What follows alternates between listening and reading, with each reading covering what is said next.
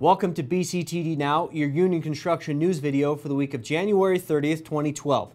Right-to-work legislation in Indiana advanced last week as the Indiana House of Representatives voted 55-41 in favor of the measure, which has been hotly debated for months. Republicans are championing these efforts, with one lawmaker claiming that the House did, quote, better than anyone expected, and another touting right-to-work's supposed job creation effects, that the advancement, quote, announces that in the Rust Belt, Indiana is open for business.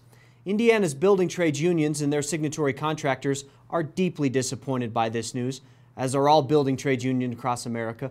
And the continued claims that right-to-work laws create jobs is nothing short of an outright falsehood. Because exactly the opposite is proving to be true. Just ask the people in right-to-work states like Florida and Texas. According to new data from the Bureau of Labor Statistics and contained in a South Florida Business Journal report, in the month of October, Florida was the second worst in the nation for construction job losses, behind only Texas. Florida's construction industry lost 4,800 jobs in October and a total of more than 11,600 from the start of 2011. Both Florida and Texas are right-to-work states, so much for job creation, and that certainly doesn't sound like a miracle to us, Governor Daniels. You know, the great thing about life is learning from the mistakes of others, but that seems to be lost upon those in Indiana. As they say, history repeats itself.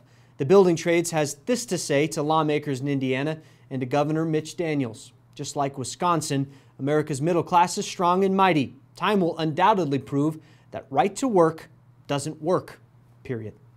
In other news, the State of the Union address by President Obama last week lays out a common-sense approach for U.S. economic growth, according to BCTD President Mark Ayers.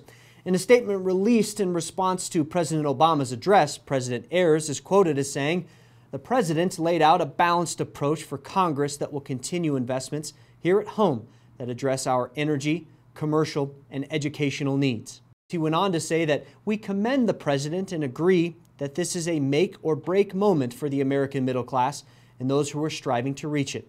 Ayers concluded by saying that America's building trades unions are hopeful that the new year will bring new urgency from Congress to address the critical challenge of our time, as articulated by the President, that if you work hard, you should be able to do well enough to raise a family, own a home, and put a little something away for retirement. Contrary to the beliefs of some, that is not class warfare. It's the American dream. That's it for this week. Remember, no matter where you're watching this, on your mobile phone, your tablet, or your computer, on bctd.org, Facebook, or on YouTube, share it with a friend or a colleague. Have a great week. See you next week.